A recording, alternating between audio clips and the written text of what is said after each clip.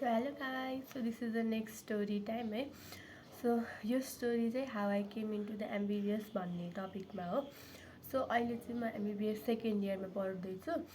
And तर एमबिबिएसमा आउनुभन्दा अगाडि जुन हामीलाई कमन इन्ट्रान्स एक्जामिनेसन दिनुपर्छ, सो त्यसको प्रिपेरेसन फेज चाहिँ मेरो कस्तो थियो, कसरी गयो, अनि मैले कसरी एमबिबिएस पढ्ने मौका पाएँ भन्ने चाहिँ त्यो चाहिँ म सेयर गर्छु है. सो फर्स्टमा चाहिँ अब सबलाई थाहा नै छ है सिई दिनुपर्छ भनेर. अनि त्यसपछि मैले चाहिँ अब मलाई सजिलो होस् भनेर चाहिँ मैले चाहिँ 11-12बाट नै म प्र्याक्टिस गर्छु, पुरै पढ्छु भनेर मैले प्रिमेड क्लासेस हुन्छ नि त्यस्तो लिएर राखेको थिएँ है.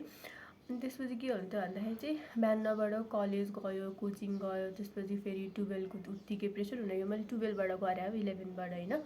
अनि त्यसपछि पुरा पढ्दा पढ्दा यस्तो थाकेको हुन्थ्यो कि आउन ठ्याक्क म क्लास गर्ने बेलामै म मजाले सुत्दिन्थेँ. अनि पुरा क्लासभरि सुत्थेँ, अनि क्लास सकेपछि ठ्याक्क उठ्थेँ है. त्यसैले त्यो क्लासको चाहिँ कुनै नै काम नै भएन मेरो लागि चाहिँ. त्यही नै मेरो माइन्डमा एउटा चाहिँ थियो कि लाइक मैले चाहिँ नोट चाहिँ बनाएर राख्छु, पछि चाहिँ मेबी मलाई सजिलो हुनसक्छ भनेर चाहिँ मैले चाहिँ त्यो क्लास गरेँ, जतिसम्म मैले सक्थेँ गरेँ. एन्ड मेरै लैलैमा कुछ मेरो फ्रेन्ड्सहरूले पनि लिएको थिएँ एन्ड उनीहरूले पनि गरेँ. अनि त्यसपछि चाहिँ 11सम्म चाहिँ म 11मा हुँदा चाहिँ मेरो दिदीले पनि सिई प्रिपेयर गर्दै हुनुहुन्थ्यो. अनि त्यसपछि त्यति बेला हाम्रो टिचिङ लर्निङ, म जहाँबाट मैले +2 गरेँ हो त्यहाँको चाहिँ टिचिङ लर्निङ प्र्याक्टिस कस्तो थियो भन्दाखेरि टिचरले आएर पुरा बोर्डमा लेखाएर जाने, अनि स्टुडेन्टले चाहिँ पुरा कपी गर्ने, अनि त्यसलाई रट्ने, अनि एक्जाम दिने, त्यस्तो खालको थियो कि होइन. अनि म पनि सुरुमा त्यही गर्थेँ. बुक पढ्ने बानी मेरो बिल्कुलै थिएन 11-12मा. अनि मलाई चाहिँ दिदीले भन्थे है, होइन मैले पनि त्यही मिस्टेक गरेको थिएँ, अनि त्यसले गर्दाखेरि अहिले मलाई कस्तो गाह्रो भइरहेको, त चाहिँ पुरै बुक मजाले पढ्ने गर भनेर भन्थेँ.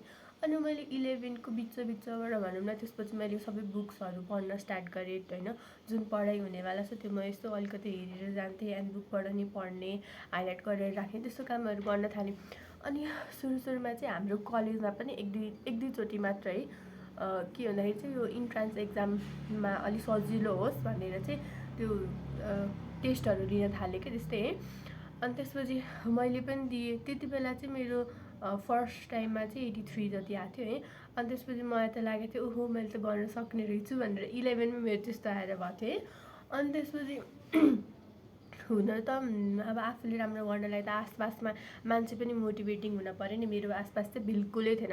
मेरो टिचर यस्तो हुनुहुन्थ्यो, मलाई अनि एउटा अझै स्टुडेन्ट थियो, उनीहरूले हामी दुइटाले कम्पेयर गरेर भन्नुहुन्थ्यो, मलाई चाहिँ भन्नुहुन्थ्यो कि तिमीले त सक्दैनौ, उसले मात्र सक्छ, तिमीले त सक्दैनौ भन्नुहुन्थ्यो कि. तर लास्टमा उही मान्छेले चाहिँ आधीबाट चाहिँ उसले ड्रप आउट लिएको हो सिईबाट, कि म अब गर्दिनँ भनेर उसले छोड्दै. सो यति भएपछि चाहिँ 12 सक्यो, अनि 12 एक्जाम पनि राम्रै गयो मेरो. अनि त्यसपछि मलाई प्रिपेयर गर्नु छ भनेर मलाई केटिएम आउनु थियो है.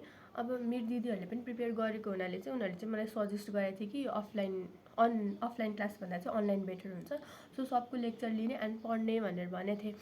अनि त्यसैले मैले नि अफलाइन क्लास चाहिँ गरिनँ, अनलाइनै लिएँ. तर त्यसको लागि पनि मलाई मन थियो कि अब घरबाट अलिक टाढा बस्छु होइन, अलिकति प्रेसर होस्, अलिकति पढाइमा ध्यान लाग्ला कि भनेर मेरो दिमागमा त्यस्तो थियो. अनि त्यसपछि एक त मेरो 12को एक्जाम सक्ने बित्तिकै मैले एक हप्ता चाहिँ म उतै बसेको थिएँ. अनि मेरो साथीहरू चाहिँ सबै यता आइसकेको थियो. अनि मलाई त कस्तो टेन्सन फिल भएको थियो कि आमा उनीहरू त गइसकेँ, म त अहिलेसम्म. अनि एक हप्तापछि नै हुन चाहिँ मैले नगएको भन्दाखेरि भने मलाई कोही साथी भेटाएको थिएन कि सँगै बस्ने भनेर. यस्तो मम्मी बाबाले पनि होइन म सिङ्गल सिटरमा त बस्न दिन्न, कोही साथी चाहियो भनेर बसेको थिएँ. अनि साथी खोज्दा मेरो एक हप्ता बित्यो. ठिक छ, त्यो साथीसँग पनि मेरो त्यस्तो राम्रो चाहिँ बनेन. अहिले पनि हाम्रो त्यस्तो बोलचाल चाहिँ छैन है. साथी खोजेको केही काम नै भएन. अनि त्यसपछि म यहाँ काठमाडौँमा आएँ. अनि त्यसपछि मलाई के थियो भन्दाखेरि चाहिँ मलाई ड्रप लिनु छैन, मलाई फर्स्ट एटेम्पमै निकाल्नु छ भन्ने मेरो माइन्ड सेट थियो. अनि त्यसको लागि चाहिँ मैले के गरेँ भन्दाखेरि मैले सोचेँ कि मलाई कुनै पनि डिस्ट्र्याक्सन चाहिएन, मलाई केही चाहिएन. बस एउटा रुममेट थियो मेरो, उसँग चाहिँ म बोल्थेँ मजाले होइन. सुरुमा चाहिँ मजाले नै बोल्थेँ. अनि त्यसपछि मेरो जति पनि साथीहरू थियो मैले वाट्सएप चलाउँथेँ, मैले वाट्सएप नै अनइन्स्टल गरिदिएको थिएँ. अनि म मेसेन्जर मात्र चलाउँथेँ, मम्मी बाबासँग पनि त्यहीबाट कुरा गर्छु भनेर. अनि मैले आफ्नो सब साथीसँग यति डिस्टेन्स मेन्टेन गरिसकेको थिएँ कि उनीहरूलाई लागेको थियो आमा अचानक के भयो, किन बोल्दैन भनेर. तर मेरो इन्टेन्सन चाहिँ उनीहरूलाई हर्ट गर्नुभन्दा पनि मेरो जे एम छ म चाहिँ त्यहाँ फोकस्ड रहँ, म नभट्कौँ भनेर मैले त्यस्तो गरेको थिएँ. अनि प्रिपरेसन फेजमा चाहिँ लाइक मलाई हेल्प गर्ने मेरो दिदी हुनुहुन्थ्यो, जसले अगाडि नै सिकिदिइसक्नु भएको थियो, अनि एउटा दाइ पनि हुनुहुन्थ्यो, भने मलाई धेरै हेल्प गर्नुभएको थियो कि। अनि त्यसपछि मैले चाहिँ के गरेको थिएँ भन्दाखेरि चाहिँ हप्तामा सटरडे मात्र मेरो फ्री टाइम हो, अरू चाहिँ 6 दिन चाहिँ म मजाले पढ्छु, अनि सटरडे मात्र इफ कतै घुम्न जान छ भने जान्छु भनेर मैले सोचेको थिएँ है।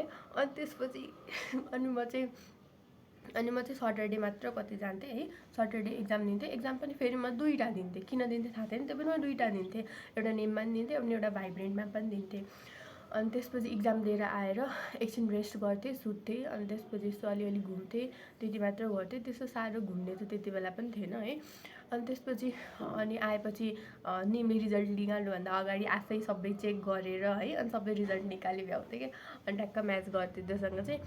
अनि त्यसपछि एन्जाइटी भनेको के हो भन्ने कुरा चाहिँ मलाई थाहा थिएन त्यति बेलै। त्यो इन्ट्रान्स प्रिपेरेसन फेजमै आफ्नो साथीलाई हेरेर थाहा भएको। ओके, त्यति बेला पनि थाहा भएको थिएन कि, यहाँ आएर पढ्दा पो थाहा भयो ए त्यति बेला मेरो फ्रेन्डलाई भएको त एन्जाइटी अट्याक पो रहेछ भनेर है। अनि त्यसपछि अब बिस्तारै बिस्तारै चाहिँ हामी रुममेटको बिच पनि अब लाइक कम्पिटिटर सोच्न थालेपछि त अभियसली जुन रिलेसन छ त्यो बिग्रिहाल्छ, त्यस्तै भयो हाम्रो बिचमा पनि है। अब त्यो कहानी चाहिँ छोडामै। अनि त्यसपछि त्यति गर्थ्यौँ। अनि त्यसपछि चाहिँ मैले लेक्चर्सहरू लिएको थिएँ नि त, अनि मैले सबै राम्रै टिचरकै लेक्चर ल्याएको थिएँ, अनि त्यही लेक्चरहरूबाट नोट बनाउँथेँ, अनि त्यो नोट पढ्थेँ, अनि क्वेसनहरू सल्भ गर्थेँ होइन। अनि त्यसपछि फिजिक्समा चाहिँ के भएको थियो भन्दाखेरि चाहिँ फिजिक्सको चाहिँ लाइक हाम्रो एक्जाम अलिक छिटै भएको थियो नि त, अनि हाम्रो कोर्स पनि सकेको थिएन। अनि त्यसपछि एक्जाम आउन थोरै टाइम बाँकी थियो, अनि मेरो हाफ कोर्स पनि कम्प्लिट भएको थिएन। अनि त्यति बेला के गरेँ भन्दाखेरि चाहिँ मैले जिएन मिलन सरको चाहिँ त्यो फास्ट ट्र्याक हुन्छ नि, लाइक लास्टमा ऱ्यापअप टाइपको हो, त्योहरू सरले सबै रेकर्डिङहरू रहेछ, अनि मैले त्यसबाट चाहिँ सब पढेँ। अनि त्यति मात्र पढेर गएर मैले सी एक्जाम दिएको, त्यही पनि मैले राम्रै मार्क आएको थियो, ठिकै गएको थियो। एन्ड अल्सो एट द एक्जामको दिन चाहिँ मलाई सबले भनेको थिएँ केही हुँदैन, तिम्रो मार्क राम्रै आउँछ, बस तिमी ओएमआर नबिगार्नु भनेर भनेको थिएँ। नबिगार्नु भनेर भनेको थिएँ। ठ्याक्क म जाने बित्तिकै मेरो त पुरा नामहरू लेख्ने बेलामा के है, मेरो त हात पुरा कापिरहेको थियो कि। अनि त्यसपछि यस्तो डरले म लेखिरहेको थिएँ, अनि ठ्याक्क कोरियो भनेकै ठ्याक्कै कोरियो। अनि त्यसपछि मलाई यस्तो रुन आइरहेको थियो, मैले आफूलाई कन्ट्रोल गर्नै सकिनँ है। अनि त्यसपछि एकछिन आफूलाई काम गरेर त्यसमा मेरो आधा टाइम वेस्ट भयो, ठिक छ। अनि त्यसपछि मैले आफूलाई जसोतसो मैले काम गरेँ, अनि मैले त्यो पुरा एक्जाम दिएँ है। अनि त्यसपछि आएपछि चाहिँ मलाई कस्तो भएको थियो भने म खुसी पनि थिएँ, किनभने एक्जाम राम्रै गएको थियो, ठिकै गएको थियो। अनि त्यसपछि दुःखी पनि थिएँ कि म अझै राम्रो गर्न सक्थेँ, मैले यो बिगारेँ, मेरो रिजल्टै आएन भने के हुन्छ भनेर कस्तो डर पनि लागेको थियो है। अनि त्यति बेला त भुइँचालो पनि आएको थियो नि त। अनि त्यसपछि म चाहिँ डरले अब म घुम्दिनँ, म डाइरेक्ट घर जान्छु, दसैँ तिहारको पनि बेला थियो, अनि म डाइरेक्ट घर गएँ। अनि घर गएपछि मेरो दिमागमा वान साइडमा त त्यो थियो पनि कि ओके मेरो ओएमआर क्यान्सल भयो अरे, रिड गरेन भने मेरो त रिजल्ट नै आउँदैन भनेर चाहिँ मलाई डर पनि लागेको थियो। त्यही पनि सबले होइन त्यतिले केही हुँदैन भनेर भनेको थियो होइन। अनि ठिक छ भनेर, अनि त्यसपछि अनि भयो नि, घरमा हुँदा त अब ठिकै हुन्छ होइन, बाहिरभन्दा त कमसेकम।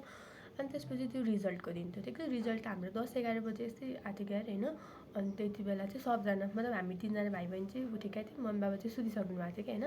अनि त्यसपछि ठ्याक्क रिजल्ट आयो, अनि त्यसपछि मम्मी बाबा घर पनि आउनुभयो, अनि मेरो नाम आएछ कि म त आउँदैन जस्तै लागेको थियो, आएछ। अनि त्यो राति त 2-3 बजेसम्म नसुत्या होला, पुरा गफ गर्दै यस्तै आए है गर्दै बसेको थियो। अनि कस्तो द्याट वाज द सबैभन्दा खुसीको दिन मेरो लागि। अनि त्यही कारणले अहिले म यहाँ छु।